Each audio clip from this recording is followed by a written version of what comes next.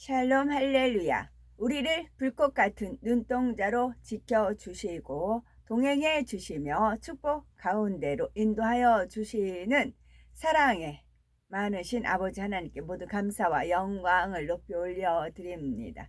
사랑해 주신 아버지 하나님께 모든 감사와 영광을 돌려드립니다. 아멘. 하나님께서는 차원이 다른 공간들을 나누셨는데 그 나누신 이유는 바로 인간 경작을 위해서입니다.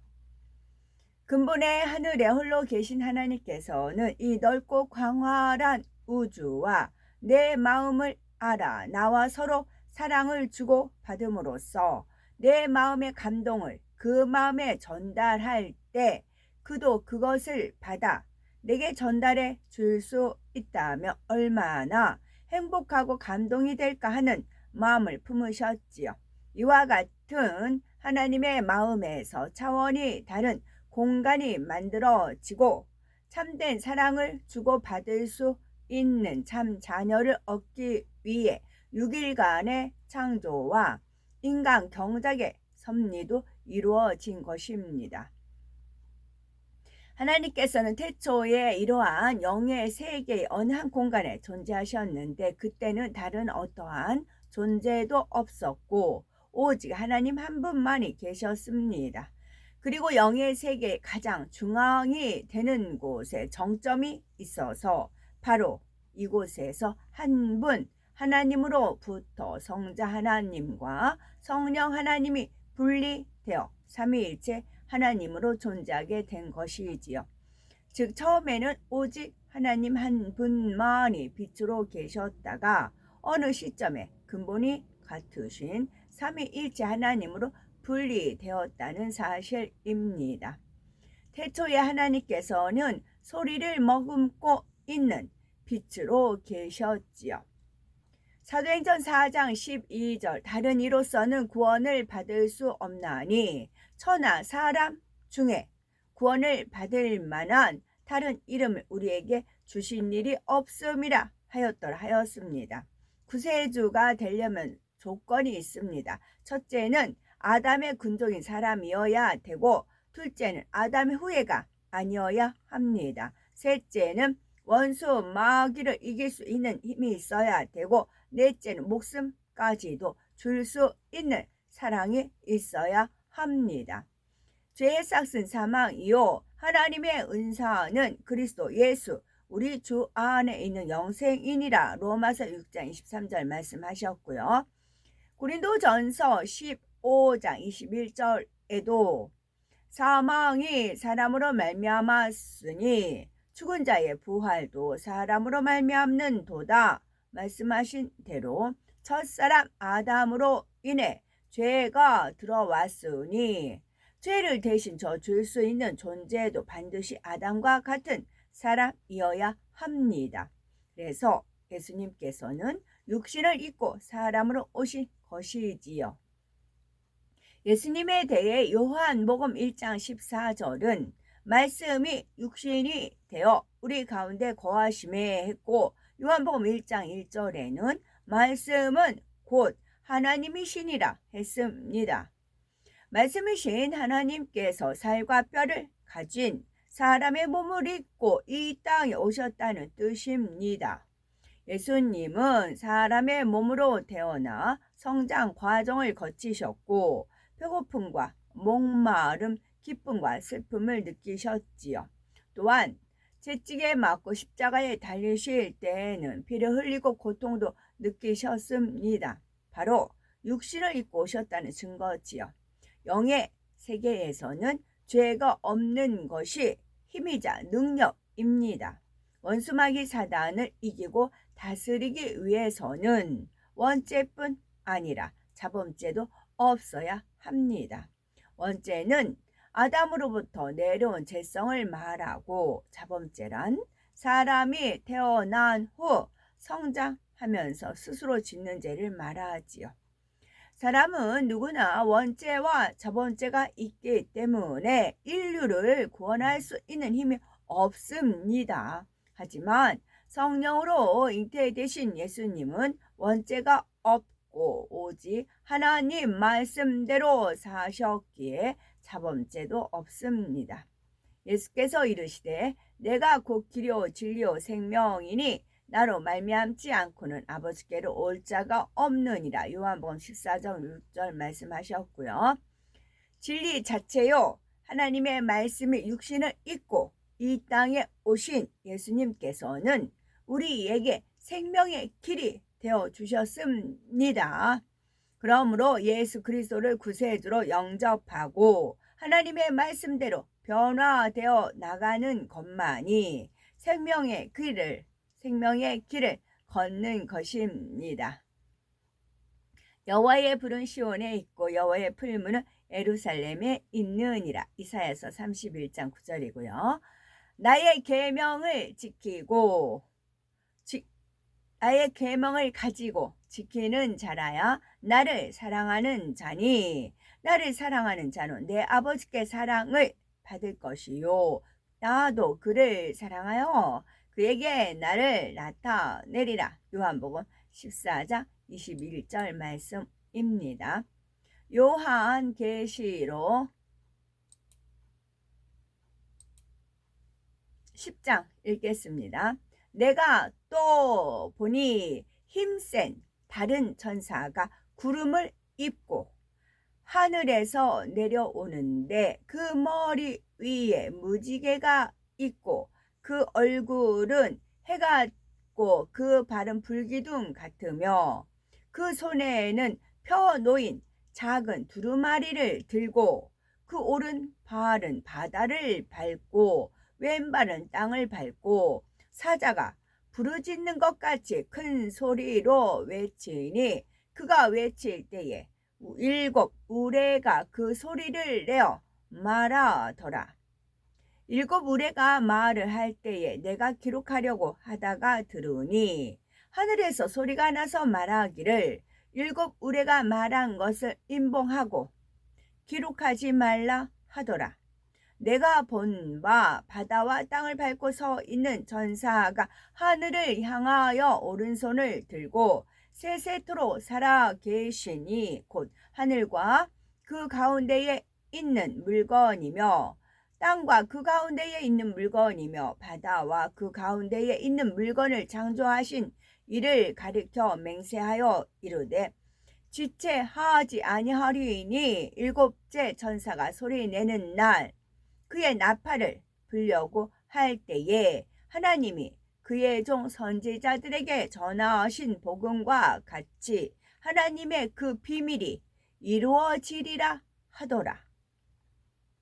하늘에서 나와서 내게 들리던 음성이 또 내게 말하여 이르되 네가 가서 바다와 땅을 밟고 서 있는 천사의 손에 펴 놓인 두루마리를 가지라 하기로 내가 천사에게 나아가 작은 두루마리를 달라 한즉 천사가 이르되 갖다 먹어 버리라. 네 배에는 쓰나 네 입에는 꿀같이 달리라 하거늘 내가 천사의 손에서 작은 두루마리를 갖다 먹어 버리니 내 입에는 꿀같이 다나 먹은 후에 내 배에서는 쓰게 되더라. 그가 내게 말하기를 네가 많은 백성과 나라와 방언과 임금에게 다시 애원하여야 하리라 하더라. 아멘. 욥기 40장 읽겠습니다. 여호와께서 또 욥에게 일러 말씀하시되 트집 잡는 자가 전능자와 다투겠느냐. 하나님을 탓하는 자는 대답할지니라. 욥이 여호와께 대답하여 이르되 보소서 나는 미천하오니 무엇이라 주께 대답하리이까. 손으로 내 입을 가릴 뿐이로소이다. 내가 한 번 말하였사온즉 다시는 더 대답하지 아니하겠나이다. 그때에 여호와께서 폭풍우 가운데에서 욥에게 일러 말씀하시되 너는 대장부처럼 허리를 묶고 내가 네게 묻겠으니 네게 대답할지니라. 네가 내 공의를 부인하려느냐? 네 의를 세우려고 나를 악하다 하겠느냐? 네가 하나님처럼 능력이 있느냐? 하나님처럼 천둥 소리를 내겠느냐? 너는 위엄과 존귀로 단장하며 영광과 영화를 입을지니라. 너의 넘치는 노를 비우고 교만한 자를 발견하여 모두 낮추되 모든 교만한 자를 발견하여 낮아지게 하며 악인을 그들의 처소에서 짓밟을지니라. 그들을 함께 진토에 묻고 그들의 얼굴을 싸서 은밀한 곳에 둘지니라. 그리하면 네 오른손이 너를 구원할 수 있다고 내가 인정하리라. 이제 소같이 풀을 먹는 배의 못을 볼지어다. 내가 너를 지은 것 같이 그것도 지었느니라. 그것의 힘은 허리에 있고 그 뚝심은 배의 힘줄에 있고 그것이 꼬리치는 것은 백향목이 흔들리는 것 같고 그 넓적 다리 힘줄은 서로 얽혀 있으며 그 뼈는 녹관 같고 그 뼈대는 쇠 막대기 같으니 그것은 하나님이 만드신 것 중에 으뜸이라. 그것을 지으신 이가 자기의 칼을 가져오기를 바라노라. 모든 들짐승들이 뛰노는 산은 그것을 위하여 먹이를 내느니라. 그것이 연잎 아래에나 갈대 그늘에서나 늪 속에 엎드리니 연잎 그늘이 덮으며 시내 버들이 그를 감싸는 도다. 강물이 소용돌이 질지라도 그것이 놀라지 않고 요단강 물이 쏟아져 그 입으로 들어가도 태연하니 그것이 눈을 뜨고 있을 때 누가 능히 잡을 수 있겠으며 칼고리로 그것의 코를 꿰 수 있겠느냐. 41절이요. 네가 낚시로 리와 야단을 끌어낼 수 있겠느냐? 노끈으로 그 혀를 맬 수 있겠느냐? 너는 밧줄로 그 코를 깰 수 있겠느냐? 칼고리로 그 아가미를 깰 수 있겠느냐? 그것이 어찌 내게 계속하여 간청하겠느냐? 부드럽게 네게 말하겠느냐? 어찌 그것이 너와 계약을 맺고 너는 그를 영원히 종으로 삼겠느냐? 네가 어찌 그것을 새를 가지고 놀듯 하겠으며 네 여종들을 위하여 그것을 메어 두겠느냐? 어찌 장사꾼들이 그것을 놓고 거래하겠으며 상인들이 그것을 나누어 가지겠느냐? 네가 능히 많은 창으로 그 가죽을 찌르거나 작사를 그 머리에 꽂을 수 있겠느냐? 네 손을 그것에게 얹어보라. 다시는 싸울 생각을 못하리라. 참으로 잡으려는 그의 희망은 헛된 것이니라. 그것의 모습을 보기만 해도 그는 기가 꺾이리라.